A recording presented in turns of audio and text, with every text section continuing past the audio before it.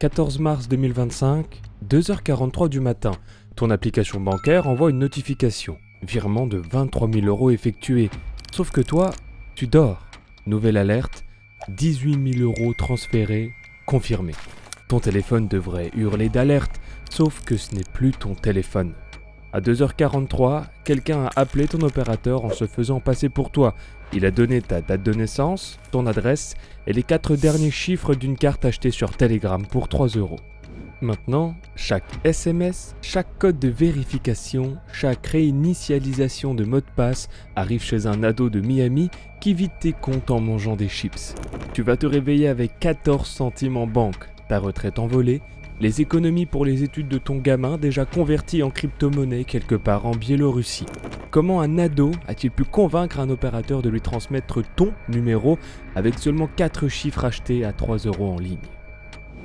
Justin déjeune tranquillement quand son téléphone vibre.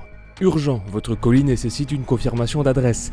L'expéditeur affiché, FedEx. L'URL, un truc qui ressemble à FedEx mais en bizarre, suffisamment proche pour tromper n'importe qui scrolle vite.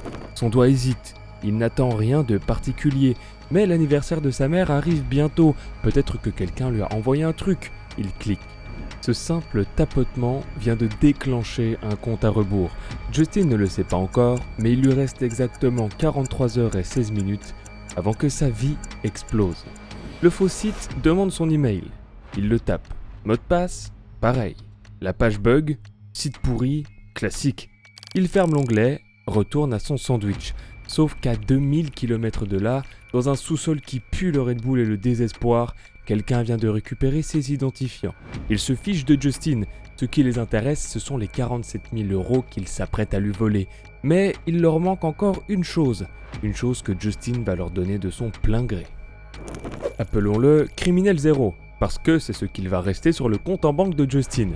Zéro construit son profil. Il a déjà l'email, le mot de passe et l'opérateur. Orange trouvé dans une fuite de données de 2019. Les 4 derniers chiffres de la carte bancaire récupérés dans un vieux piratage d'un site de livraison de pizza. Zéro a déjà fait ça 47 fois ce mois-ci. Justin sera le numéro 48. Son taux de réussite ? 94%. 20h13, le téléphone de Justin sonne. L'identifiant affiche support orange. La voix est pro, inquiète. Monsieur, quelqu'un essaye de voler votre numéro en ce moment même.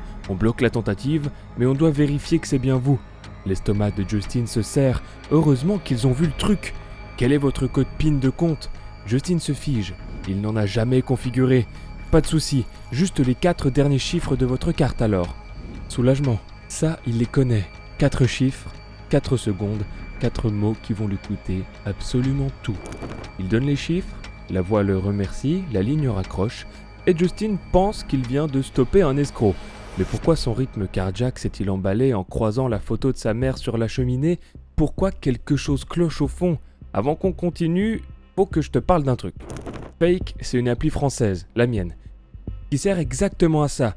Éviter ce qui est en train d'arriver à Justin. Concrètement, tu fais quoi avec ? Tu reçois un SMS bizarre, un mail louche, un lien que tu sais pas si tu peux cliquer, une capture d'écran d'une conversation qui te met le doute. Tu copie-colles dans Fake, l'IA te répond en 2 secondes. Arnaque ou pas ? Et pourquoi ? Et il y a un chatbot. Demande à Fake, dispo 24/24, 7 jours sur 7. Le genre de truc où tu peux écrire « Mon opérateur vient de m'appeler pour me demander les 4 chiffres de ma carte, c'est normal ?» Et l'IA te répond direct en français, sans jargon. Si Justin avait eu Fake, quand le faux conseiller l'a appelé, il aurait juste demandé à l'appli avant de répondre. L'IA lui aurait dit « Aucun opérateur légitime ne demande ça par téléphone, c'est une arnaque connue. 4 chiffres, pas donné. 47 000 €, jamais volé. » Lien en description, première semaine offerte, tu télécharges maintenant, tu remercieras le futur toi. Bon, retour à Justin qui dort encore et qui sait pas que sa nuit va être très, très moche. Vendredi, 23h47. Pendant que tu dors, les criminels bossent. Zéro met son casque. Pas son premier. Les coussinets sont usés par des centaines d'appels comme celui-ci. Il compose le numéro d'Orange, fait passer son appel par 3 VPN et masque son numéro avec celui de Justin.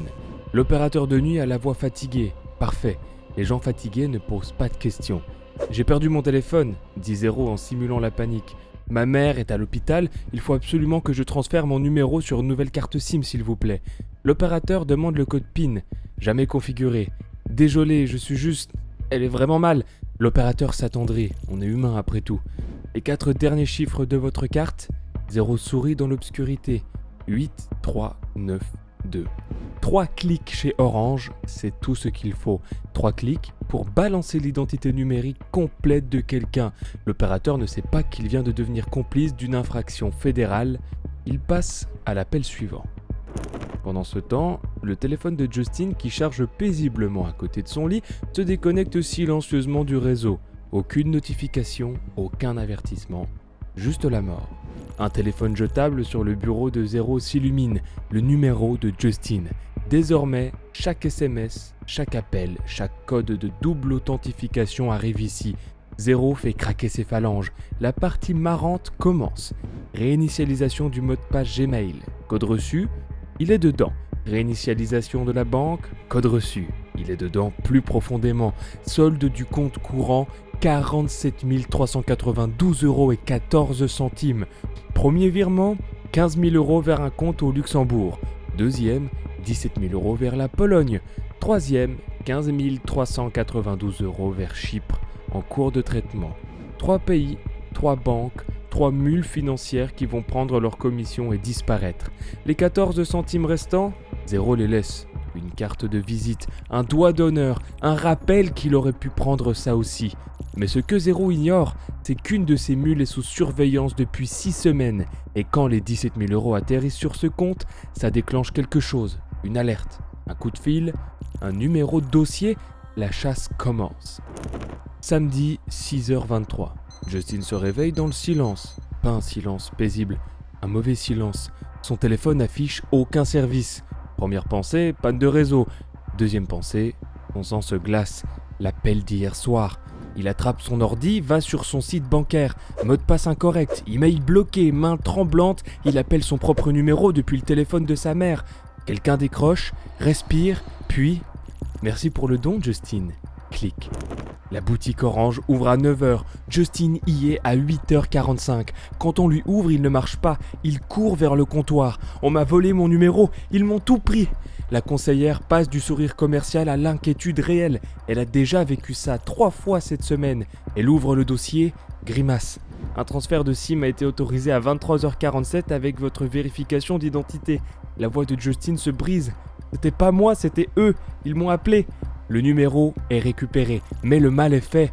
Compte courant vide, épargne envolée. L'opération de hanche de sa mère prévue le mois prochain, il va devoir lui annoncer ce soir. Le service fraude de la banque le laisse 47 minutes en attente, puis assène le coup de grâce. Les virements ont été authentifiés par des codes envoyés sur votre numéro enregistré. Selon nos systèmes, vous avez autorisé ces transactions. Mais on m'a volé mon téléphone. Le numéro a été correctement transféré via votre opérateur. Ils ont arnaqué l'opérateur. Je comprends votre frustration, monsieur, mais... Justin raccroche. Inutile. Ces SMS venaient de son numéro. Dossier clos, réclamation refusée. Bonne journée. Il dépose plainte. Le policier qui prend sa déposition à 22 ans tape avec 2 doigts. SIM swap, marmonne-t-il en cherchant chaque touche. Justin a envie de hurler. Le soir, il s'assoit avec sa mère, lui explique pourquoi son opération doit attendre. Elle prend sa main et lui dit que ce n'est pas grave, que l'argent ce n'est pas tout. Mais Justin la verra plus tard à la pharmacie, reposer les médicaments chers, choisir le générique, faire semblant que sa hanche ne la fait pas souffrir. Le voleur a pris bien plus que de l'argent. Bureau du FBI Sacramento. L'agent Daniel Thomas fixe un mur recouvert de fils, de photos et de frustrations. 823 affaires de SIM swap cette année, 48 millions de dollars confirmés volés. Le vrai chiffre est probablement le triple. La plupart des victimes ne savent même pas quoi déclarer. Le dossier de Justin atterrit sur son bureau. Mais quelque chose cloche. Le compte au Luxembourg, ils l'ont déjà vu. 6 autres dossiers, tous en 2 semaines. Quelqu'un devient négligent, quelqu'un devient gourmand, et donc proche de se faire choper. La mule en Pologne s'appelle en vrai Markus Chen. 2 condamnations pour fraude, en liberté conditionnelle. Quand les 17 000 € touchent son compte, son agent de probation reçoit une alerte automatique. Quelques heures plus tard, Markus transpire sous les néons. je sais rien de votre SIM swap. Sauf que son téléphone raconte une autre histoire. Message Telegram avec un certain 0, capture d'écran de compte de victime, un manuel d'encaissement de fonds volés. Marcus craque à la 3e heure. Il balance tout. Les moyens de paiement de 0, ses cibles préférées, son fuseau horaire approximatif déduit du rythme de ses messages. Le FBI croise les données. Le schéma émerge. 0 frappe du jeudi au samedi entre 23h et 3h du matin, heure de l'Est. Il préfère 2 opérateurs précis. Il a raflé au moins 400 000 € cette année. Et il a fait une sale erreur. Il a utilisé le même portefeuille Bitcoin pour 6 retraits différents. La blockchain n'oublie jamais. Chaque transaction est gravée. Les miettes mènent à une plateforme d'échange qui exige une vérification d'identité. Le nom sur le compte, David Park, 19 ans, étudiant en informatique. Son ordinateur est saisi à 5h du matin un mardi. Il est menotté avant même que son coloc se réveille. Mais David n'est pas 0. David est juste le portefeuille de 0, un autre prestataire de l'économie criminelle. Le vrai 0 est toujours dehors, il chasse toujours. Justin devient obsédé, pas par la récupération, cet argent est perdu, mais par la prévention. Il découvre une chose que les opérateurs cachent dans leurs conditions générales, le verrouillage de portabilité. Appelle ton opérateur maintenant, dis ces mots exacts. Je veux activer le verrouillage de portage sur mon compte. Ils vont faire les confus, ils vont te transférer 2 fois. Tiens bon, cette seule fonction lui aurait épargné 47 000 €. Voilà ce que ça fait. Personne ne peut transférer ton numéro sans que tu te déplaces physiquement en boutique avec une pièce d'identité. Pas par téléphone, pas en ligne, pas avec le nom de jeune fille de ta mère ni avec les 4 derniers chiffres de ta carte, en personne avec papier, point. Mais ce n'est que le début. Justin construit une forteresse. Plus de SMS pour la double authentification. Banque, mail, réseau, tout bascule sur des applis comme Google Authenticator, OT ou encore mieux, des clés physiques type YubiKey. Ces trucs génèrent des codes hors ligne. Un escroc en Roumanie ne peut pas voler ce qui ne se passe pas sur le réseau téléphonique. Vérification vocale, pour tout virement bancaire au-delà de 500 €. Pas un code PIN, sa vraie voix enregistrée et analysée. Délai de 48 heures sur les changements de mot de passe email.